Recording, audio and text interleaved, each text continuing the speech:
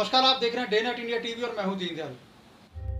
Day night India TV के सभी दर्शकों को और शुभचिंतकों को देवउठानी एकादशी और तुलसी विवाह की बहुत बहुत शुभकामनाएं। आज से देश भर में जो है शुभ विवाह मंगलिक कार्य शुरू हो गए हैं, प्रारंभ हो गए हैं और इसकी आज पूरे देश भर में धूम रही। नमस्कार, डे नाइट इंडिया टीवी के सभी दर्शकों को, उसके शुभचिंतकों को एकादशी, देव उठाने और तुलसी विवाह की बहुत बहुत शुभकामनाएं। डे नाइट इंडिया टीवी लगातार अपने दर्शकों को खबरों के साथ साथ जो मांगलिक कार्य हैं, जो धार्मिक कार्य हैं, उनसे भी आपको अवगत कराता रहा है। इसी कड़ी में आज day night India TV Ghaziabad का शिव मंदिर है, दुर्गा भवन, हिंडन नदी पर पहुंचा है और उसके पुजारी हैं पंडित आनंद ओझा जी, वो हमारे साथ में हैं।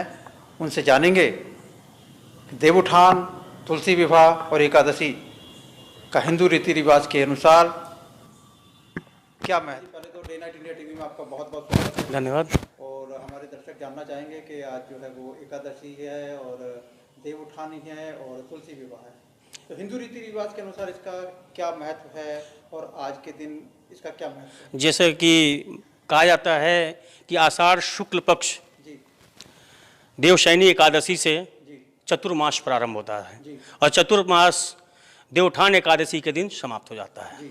इस बीच में कोई भी हम मांगलिक कार्य नहीं करते हैं, लेकिन आज के दिन जब भगवान विष्णु सोकर उठते हैं तो इसी को हम बोलते हैं देव श्री हरि देव प्रबोधनी एकादशी भी बोलते हैं, देवउठान एकादशी भी इसको कहा जाता है।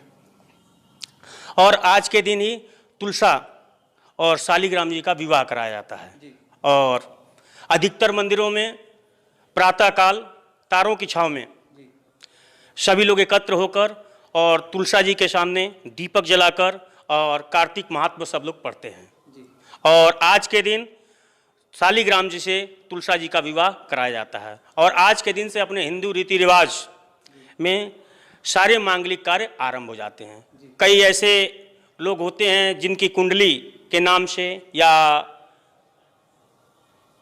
पुकार नाम से हम विवाह दिखाते हैं ब्राह्मणों से, जो कि बनता नहीं है, वो डेट नहीं निकलती है, क्योंकि विशेष तौर से देखा जाता है कि 4, 8, 12 लड़के का सूर्य नहीं होना चाहिए, क्योंकि वैधव्य योग बनाता है। लड़की का बृहस्पति देखा जाता है 4, 8, 12 और वर कन्या दोनों का देखा जाता है चंद्रमा 4, 8, 12, जो कि जिस दिन ये मुहूर्त हो विवाह का उस दिन ये 4, 8, 12 न बृहस्पति पढ़ना चाहिए लड़की के लिए, न सूर्य पढ़ना चाहिए 4, 8, 12 पे लड़का के लिए, और दोनों के लिए चंद्रमा नहीं 4, 8, 12 पे पढ़ना चाहिए। तो डेट नहीं निकलता है उनका डेट आज के दिन, इस दिन अनसुए साए होते हैं, तो आज के दिन हम ये संस्कार, विवाह संस्कार कर सकते हैं, किसी से पूछने की आवश्यकता नहीं होती है। आज देव उठानी है और देव उठानी पे जैसे आपने बताया कि जिन लोगों के विवाह नहीं सूझते वो लोग, उनकी शादी होती है, शुभ माना जाता है जी। इसके अलावा भी कोई दिन होता है? इसके अलावा दिन है अक्षय तृतीया, क्योंकि कलयुग सतयुग का आरंभ हुआ था इस दिन, इसलिए इसको अक्षय तृतीया कहते हैं। अक्षय तृतीया के दिन मांगलिक कार्य, अनसुए साए, गृह प्रवेश इत्यादि जो भी कर्म है किसी से पूछने की आवश्यकता नहीं होती है। फिर आता है फलौड़ा दोष, इसमें भी किसी से पूछने की आवश्यकता नहीं। फिर लास्ट साया जो होता है भडलिया नवमी का, उस दिन जिनके नहीं सोचते उस दिन और सब इस जो भी बताया जा रहा है इन दिनों में जिसके नाम से शादी विवाह का डेट नहीं निकलता है, तारीख नहीं निकलती है, हम इन दोनों में बिना किसी से पूछे हम विवाह संस्कार कर सकते हैं। एक चीज और बताया कि जिन लड़कियों की शादी नहीं हो पाती या उनका कोई दोष होता है, तो क्या देव उठानी पे उसका कोई निवारण है क्या? जैसा कि कहा जाता है कि कई ऐसे विवाह के योग बन जाते हैं कि परिवार के और विरुद्ध हो जाता है और कुंडली का मिलान नहीं हो पाता, जिसमें कभी तो हो जाता है लड़का मांगलिक और लड़की मांगलिक नहीं होती है, और कभी लड़की मांगलिक होती है तो लड़का मांगलिक नहीं होता है। तो इसके दोष को दूर करने के लिए आज के दिन हम शालिग्राम जी से उस कन्या का विवाह कराकर इस दोष से हम उसको मुक्त कर देते हैं और आगे जैसे कि उसका दाम्पत्य जीवन सुखमय व्यतीत हो, कोई विघ्न बाधा न आए। तो इसमें ये सब होने के बाद में कोई मतलब शक शुबा नहीं रह जाता? नहीं, कोई शंका नहीं रह जाती है। और आज के दिन का विशेष महत्व ये है कि जिसके कुंडली में बृहस्पति दोष हो तो आज के दिन वो विष्णु सहस्त्र नाम का पाठ करके उस दोष से मुक्त हो सकते हैं, उस दोष का प्रभाव कम हो जाता है। ये भी विशेष महत्व है आज के दिन का, खास महत्व है। चलिए, अभी पंडित जी से हमने पूछा और काफ़ी बातचीत की, आज के एकादशी के बारे में बातचीत की और आज देव उठाने के बारे में बातचीत की और तुलसी विवाह के बारे में बातचीत की। इसके साथ साथ उन कन्याओं के बारे में भी बातचीत की जिनका विवाह नहीं हो पाता, उनका कुछ दोष होता है, उसके बारे में भी पंडित जी ने बताया कि उनकी जो है वो शालिग्राम जी के साथ शादी हो जाती है तो उनका जो दोष जो होता है वो समाप्त हो जाता है। हमें उम्मीद है कि आपको ये जानकारी पसंद आएगी और लगातार आप डे नाइट इंडिया टीवी के साथ बने रहें।